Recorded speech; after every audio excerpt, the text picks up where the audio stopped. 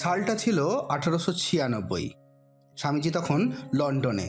ওখানকার বিখ্যাত ফলের দোকানের নাম উইলিয়াম হোয়াইটলি। কোনো এক ভক্ত রহস্যজনকভাবে ওই দোকানে নিজের পরিচয় গোপন করে বেশ কিছু টাকা জমা রেখে গিয়েছিলেন, যাতে করে স্বামীজির বাড়িতে প্রত্যেক দিন ফলের হোম ডেলিভারি হয়। বেলা 11টার সময় প্রত্যেক দিন হোয়াইটলির দোকান থেকে এক কর্মচারী স্বামীজিকে কাগজে মোড়া বেশ কিছু ফল দিয়ে যেতেন।